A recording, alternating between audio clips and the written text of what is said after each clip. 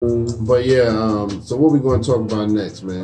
So let's talk about Amber Guyger found guilty. Yeah. So, if y'all don't know, Amber Guyger, the lady who basically walked into this black man's house and shot him, and killed him. She's an ex-cop, and basically she was like, "Oh, I thought it was my house." You know what I mean? I'm sure y'all remember that story.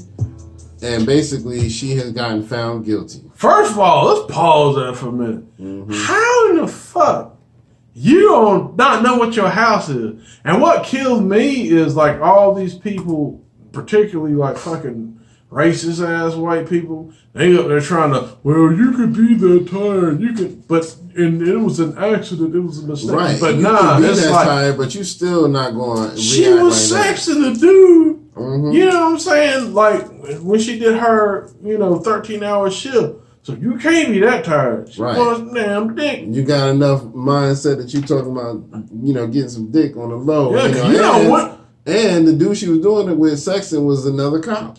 And the thing of it is, that's the thing. Because, like, women, that's one thing. Women get offered sex a lot. Mm-hmm. So for you to be, working 13 hours and have that on your mind as a woman. Right. Yeah. Right. I mean, come on, man. Like, you ain't that incoherent. Right.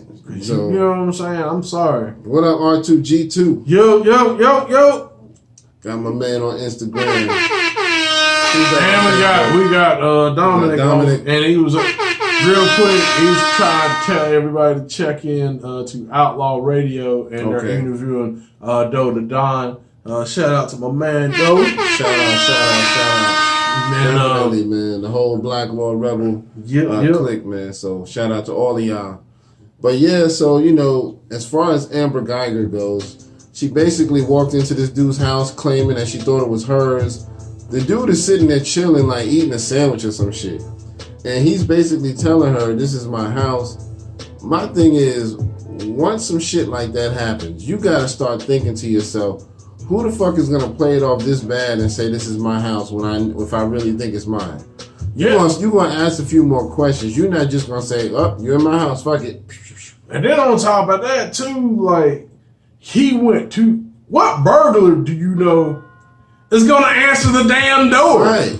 Like, yeah, man, we cleaned up all the shit. Hey, man, somebody's at the door. Right. Hey, man, let me get that real quick. Exactly. I'm like, and then and they played an audio clip of her on the stand while they were, doing her court trial, and she's all crying and, trying to say, oh, I feel so bad for his family, and, I feel bad for this and that. But my thing is, you the one was so quick to react. That's what makes us feel like you're lying. You're full of shit.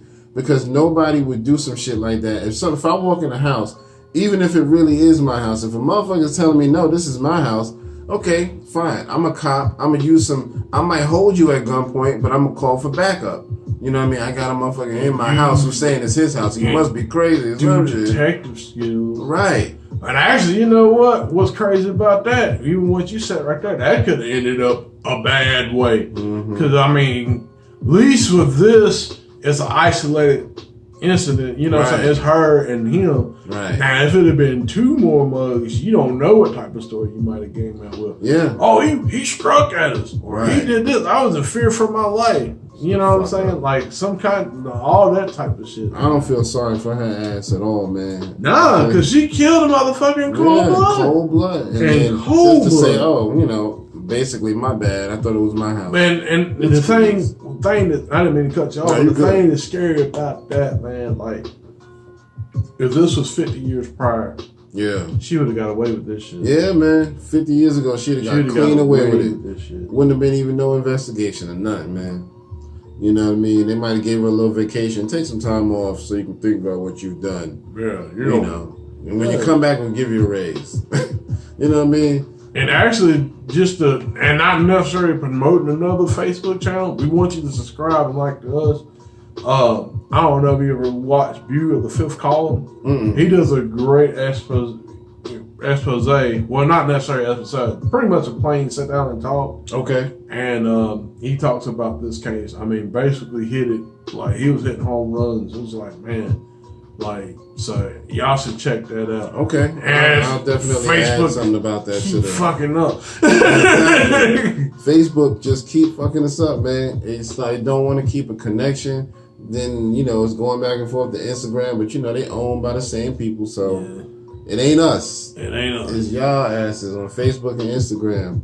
The owners. The owners. You know what I mean? So, but yeah, man. So, you know, I really don't feel bad for her. We were just talking about a meme that I saw on Instagram right before we started the show. And, you know, basically the whole situation is her walking into the wrong house. So the meme was like basically showing a picture of her looking like she's like half crying. Talking about, I bet you won't walk in the wrong jail cell.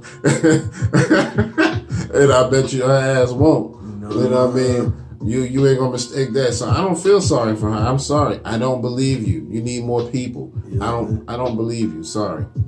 If you can, you know, I mean, her shit sounds just like Juicy Smooth Yay. You know what I mean? I don't believe you. So you know, your whole story don't sound plausible at all. You know what I mean? Because my thing is, like I said, even if you really felt like this was your house, you would have been like, okay, I'm calling for backup. Somebody come help me because somebody's in my house and he doesn't want to leave, blah, blah, blah. Or you could have stepped back a little bit and looked at the fucking number on the door, the letter on the door, and said, oh, okay, matter of fact, this ain't my house. My bad. Let's keep it all the way 100. Okay. The fact that no one in that building, that building looked all the same. Mm-hmm. He was the only one that had a red rug by his fucking door. Yeah. The only one. The only one. That's why I said nothing you saying sounds credible. I don't care. I don't feel bad for you at all, man. Another thing that makes me mad is because her sentence can range anywhere from 5 years to 99 years. First of all, why the fuck is the gap that wide? Second of all, I don't feel like she's going to get that much time. If she gets time, it's going to be like the minimum 5 years. Or I feel like she might get some whack shit like probation. And all she got to do is wear a little ankle bracelet and stay home and shit.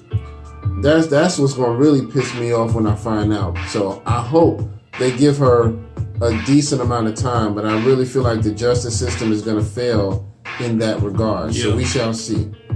You know what I mean? What do you think, man? Man, yeah, you never know. But at the same time, this little small thing, I'm not necessarily calling it a victory, but this is definitely a showing of the times as far as like what in the world, you know, the world that we live in now. So yeah, man, we just, you know what I'm saying? I'm hoping that justice is served, but like I said, listen. Yeah, man. So we shall see, man. Well, let's keep it Texas for a minute, man, since we're down here in Texas. So Willie D has changed his run for office. Yeah. So he's basically a write-in now. Yeah. What's up, family? Last night I was contacted by a reporter with the Houston Chronicle who told me that county election officials told him my supporters would not be allowed to vote for me in the upcoming election because my name would not appear on the ballot. Before I ever got into the race, I knew that politics was a tricky sport. I also knew that I would have some obstacles to overcome because of the felony that's on my record. One of those obstacles is a provision in the election code, which is similar to that which is on a job application, which asks the question, have you ever been convicted of a felony? It also talks about disabilities. What it don't do is define what those disabilities are.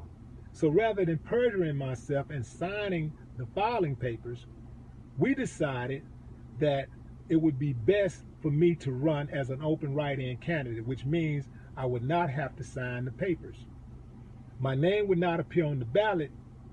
People would have to write me in. Now, based on our understanding of the law, we ran a strong campaign making me one of the front runners. In light of the new information that I received from the Chronicle, my lawyers sought further clarification from election officials this afternoon, and it was confirmed that indeed District B voters would be denied the opportunity to vote for me, which means that effectively today I'm dropping out of the race. Definitely, man. What do you think about that? Well, honestly, I kind of got mixed feelings about it, to be honest with you. Okay. I kind of shared this with you before coming here. Yeah. Now, it would be cool for him to win. I would love to see that. Mm-hmm. I would love to see, especially like down in Texas, Willie D win. And, we got other people like Bun B, he's also running for office as well. Okay. So it's really good to see. It's good to see that hip hop is in a mature state, that that we are kind of getting to a political, thing. As far as like, Killer Mike had that little thing in the summit, the Revolt Summit a couple weeks ago. Right. And it's a good thing to see, politics, coming into hip hop. Well, I mean, coming into, but hip hop is going into politics. Yeah. So it's good to see that. But I just think that, and I don't want to say this to stunt Willie D's growth.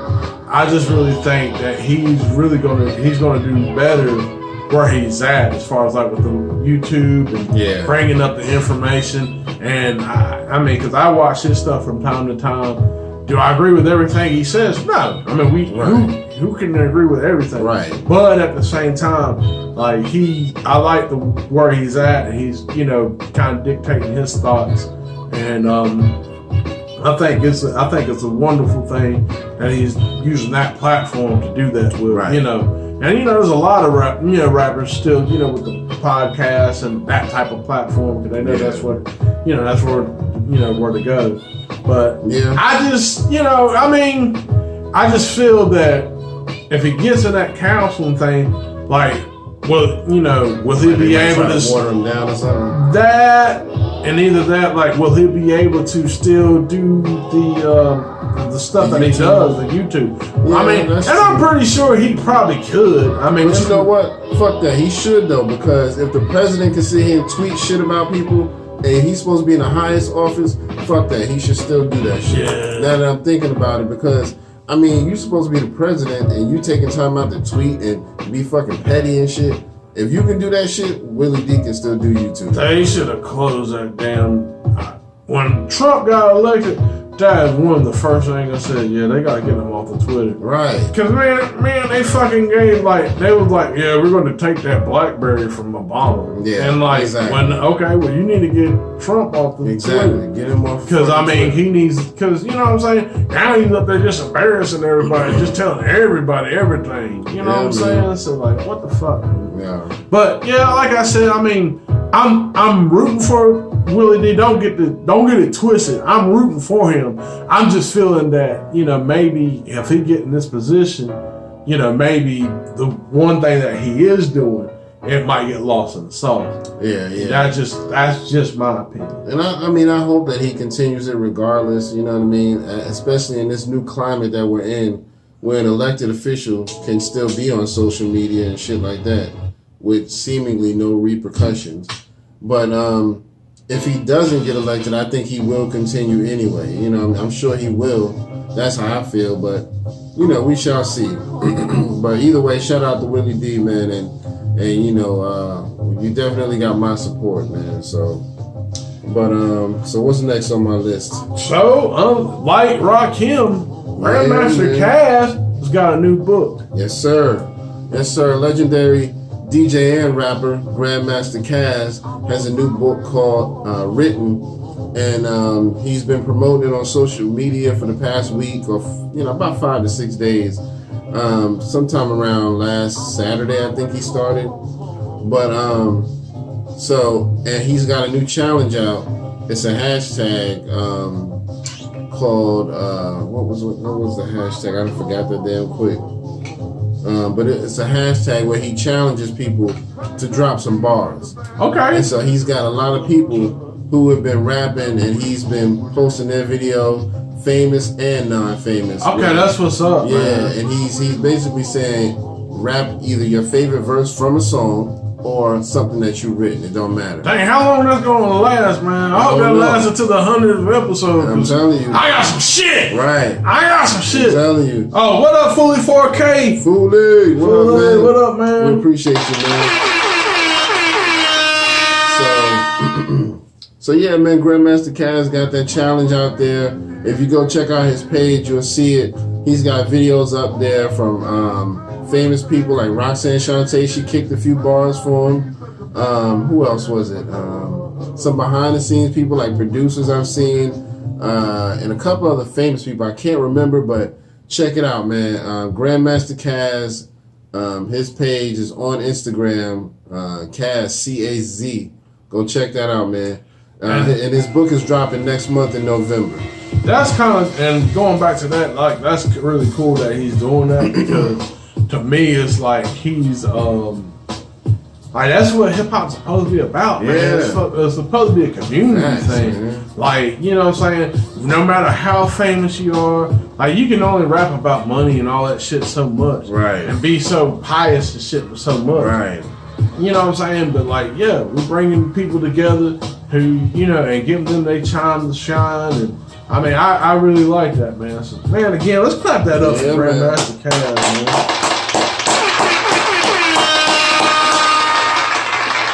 And speaking of books, we already discussed that Rakim's got a book out. Yeah, man. Y'all need to be looking for that. His is already out. Grandmaster Caz is coming out sometime in November, so next month. But Rakim's, I believe, is already out. So y'all need to be looking for that. Now, yesterday, if anybody's familiar with Shea 45 on Sirius XM, MC Serch, the guy that helped ghostwrite for Rakim, supposedly, was on Lord Sear show. Yeah, man. Well, hold on. Before we even tell him, we got to tell how it started. Because who was he talking to? Vlad, when he first talked? Yeah, I think it was Vlad, where he was talking about how he ghost wrote. So basically, MC Serch was doing an interview, and he told, I believe it was Vlad TV, that back in the day, Leor Cohen approached him and said, hey, Rakim needs a song, and I think you should do it. And you know, he's dope, but he needs something that'll really just get him boosted, you know what I mean? Just to help him get something a little more on the popular tip. And so Serch was like, all right, cool. And so the song Serch said was called Step Into the AM, which eventually was a third base song. But he said that how it played out. Yeah, it's a dope song. But he said that basically he was trying to figure out, how do I write a song for Rakim, because he's so dope. You know, he's like the best lyricist. And so he said he started thinking about, you know, what kind of person Rakim was, and how who he hangs out with and what types of stuff he does. And he said all of a sudden the lyrics just started coming to him, and that's how he got the song Step Into the AM. So and if y'all don't know the song, you know, go back and check that out. Third base, Step Into the AM. Basically, then he was like, they called up, Leor got Eric B on the phone, who at the time was Rakim's DJ and producer. I don't know if he was producing much, but he was the DJ. And so they got Eric B on the phone and was like, yo, Eric, I got your boy Serch on the phone, because, you know, supposedly they were cool at the time. And Serch was like, yeah, what's up, Eric? Leor told me that you guys might need a song, so I got this song that I wrote for Rakim called Step Into the AM. And he said that he went to start kicking the lyrics to it, and as soon as he spit out the first couple of words, click, the phone was hung up.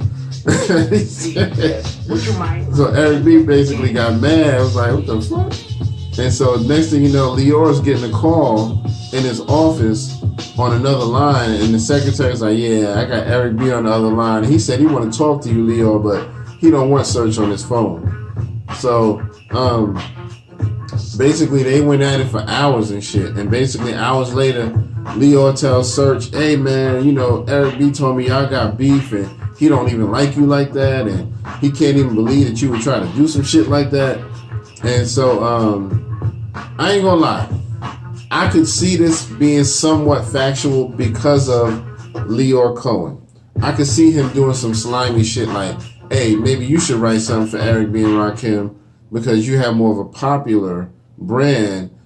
Not that Rakim needs it, but I can see him trying that shit. See, but that's the only thing that's weird about that. They were the first, Eric B. and Rakim were the first to have $1 million deal. Right. And that was back in the time when rap wasn't really being pushed, and it was really like an uncertainty.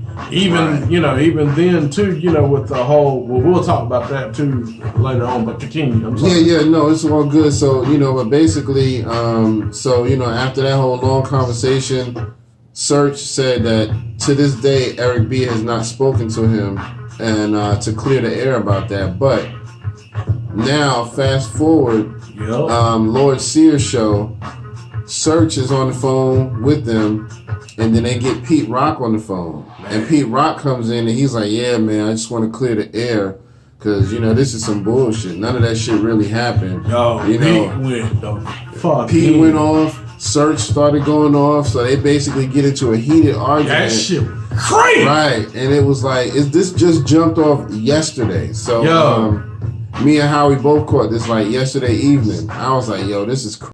What up, Sear? Yo, it's Pete Nice. Oh, Pete, what's going on, man? What's going on, man? Yo, just calling in to clear the air and maybe set some things straight because, my man is bugging. What do you mean he's bugging? Well, first off, Step Into AM was written by me and Serch and basically done before there was any talk by Leo or anyone about using the song for anybody else. So wait a minute, that shit is just bonkers. Okay, so hey, yo, Pete, let me ask you a question, you fucking piece of shit. Oh, get out of here! When we were on why didn't you say anything when we were on Sway in the morning when I told that same story? Why didn't you say something then? When you want Serch, why didn't you really? No, I laughed. I laughed, Serch, and I didn't say shit. I didn't say shit. And let me tell you really? something. You know what? I wrote so many of your fucking rhymes, B. You oh my God! The phone right now before you're such a clown. You know what you said on Sway?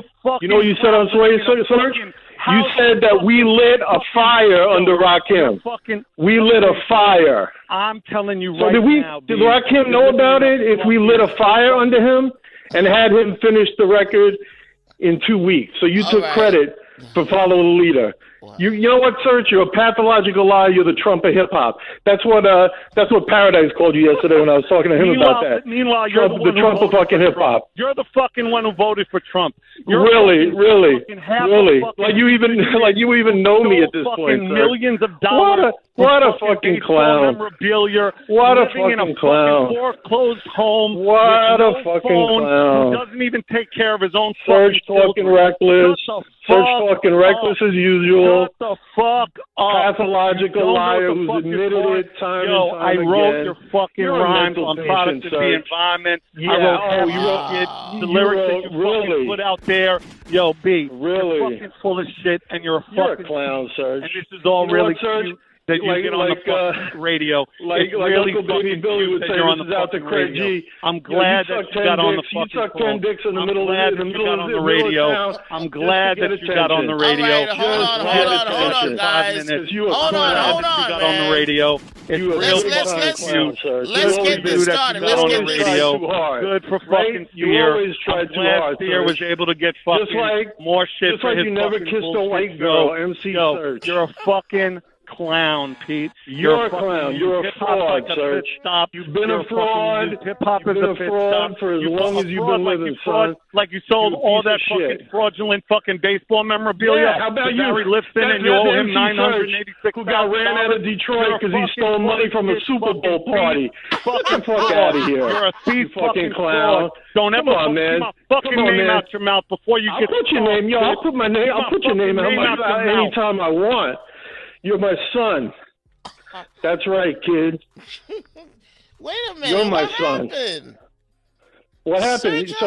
Serch didn't address the point where he said, we lit a fire under Rakim, and he finished the album in 2 weeks.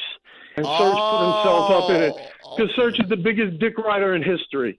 And that's pretty much enough said. Wait a minute, man. I thought you guys are fam and like did the album, The second, third. Yeah, I know all of a sudden, it's revisionist history with this kid. Like, he wrote any of my fucking lyrics. You gotta be fucking kidding me. He didn't write any of your solo album, the solo album you did? Yeah, no, he didn't write that shit either. Unbelievable. Serch is a pathological liar. It's been his shtick for years. And, like, we could just, you know, go name him chapter and verse. The kid is a fucking nut job. Oh, man. And the thing about with Rakim, let's say it was true that Lior did ask.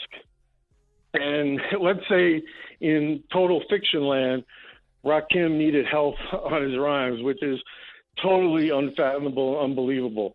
Mm-hmm. Even if that was true, if you were a real MC, would you come out and throw that out into the public arena? And even if you think if Rakim's your man, would you punk him and clown him by throwing that into the arena? No, he did it because he's a dick rider.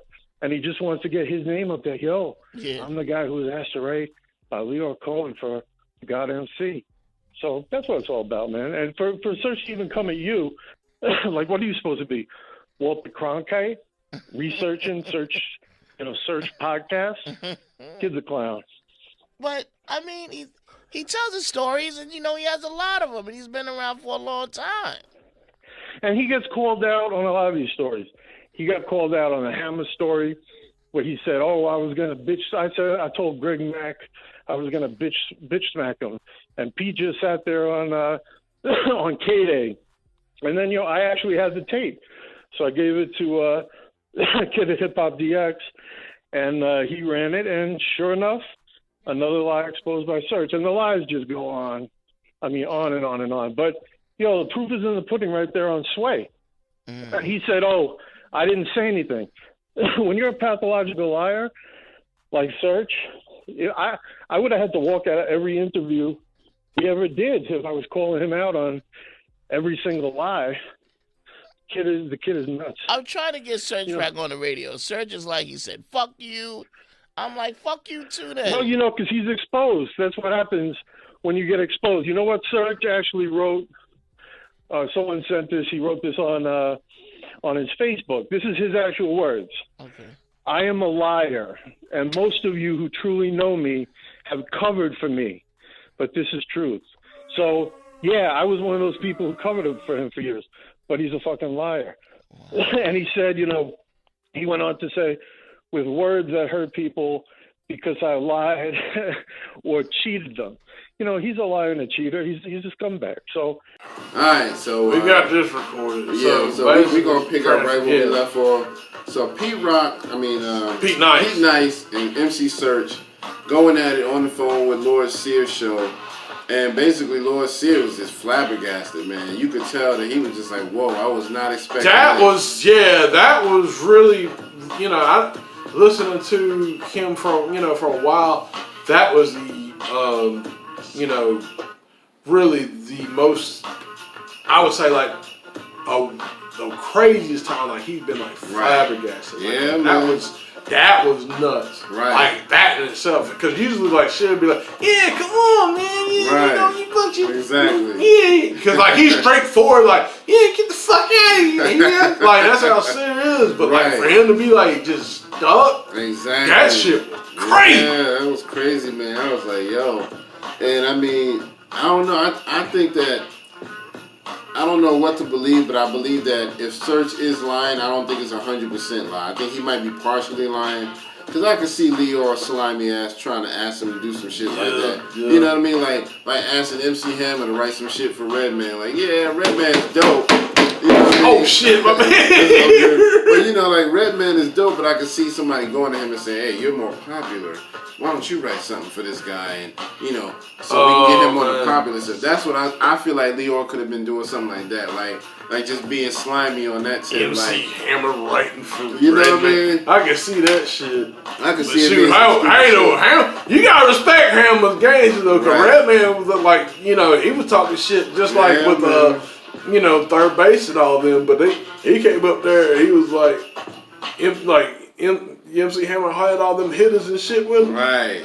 And he was like, "Yeah, so you gonna do what you gonna do over here? And Redman like, yes, sir. So like, and he just sat there like, nah, I ain't. Yeah. Hammer had them hitters. I ain't fucking with you, Hammer. You know what I mean? You forget all them dance moves in that 357 bitches. Right. He like, nigga, I got the 357 right here. So yeah, man. So but you know, I don't know. Nobody really knows other than the people who were there. So maybe one day Leor Cohen might come out and talk about it, but we already know Leor's a liar. Fucking liar. You know, so well, that's another thing that Pete Knight said on the interview, that like he actually had like Serch had a Facebook post saying, you know, oh yeah, that he lies. Yeah. And he appreciates everybody like keeping shit cool for him for like 20 years. Right. So which that was kind of weird. I was like, damn, so did he really do that? I'm gonna have to go back in his history and see. Did he say it was Facebook or Instagram? I can't remember if he said which one it was, but that shit was crazy.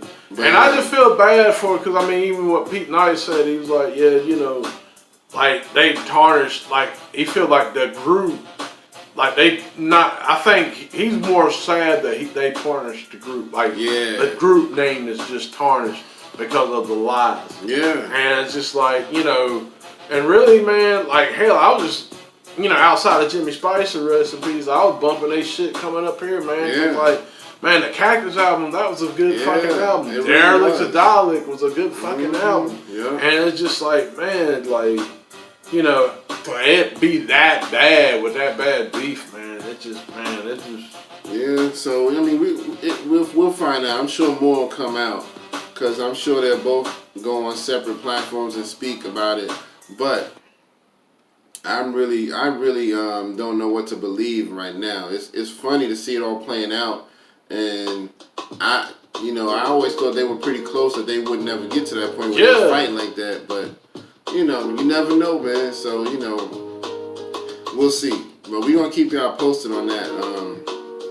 But basically, you know, Serch did hang up. So normally, when you get mad and hang up, that's kind of the sign that you might be lying about something, because that means you're getting a little frustrated. Yeah, you can't battle nobody. Yeah. And that's the thing, man, like with the DJ Vlad interview, you know, with the whole, like, I don't know why Eric's mad at me. Nah, I was like, nah, something's fucked up. Right. Because no one doesn't get mad at you for no reason. Exactly. No one gets mad at you for no reason. And then, you know, it ain't just Hammer and all them.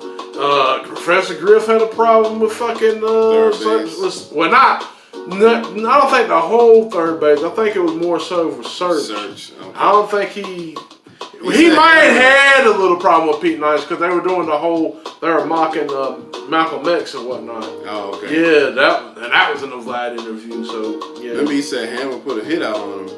Yep. Remember he said they went out to California and found out Hammer had some people trying to kill them motherfuckers. I was like, well, shit. Damn.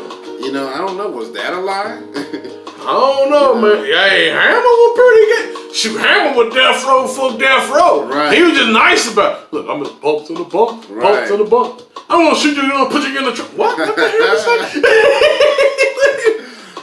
Yo, my man, Hammer was a gangster on the low, man. Yeah. You know, for real. And always a soft, and you know, the ones like, oh, Hammer just soft. But yeah, what the fuck, man? Yeah, it's them ones you got to worry about, man. Yeah, man, and him and Vanilla Ice kind of both came out around the same time, and they both just kind of took hip hop to a more pop culture level, and a lot of people didn't like that, but especially third base. That's the Derelict or Derelict. Mm-hmm. You know what I'm saying? Like, you know, Pop Goes the Weasel, great song. Yeah, definitely spoke out about that. You know. Yeah, and you know what's funny? Vanilla Ice actually just released a new song. Wow. Yeah, and it's got like Rick Ross on it. And, what? Yeah, Rick Ross. And damn! Miami, stand the fuck up. Exactly. So,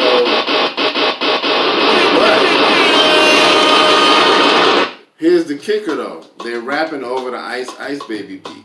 The same shit. You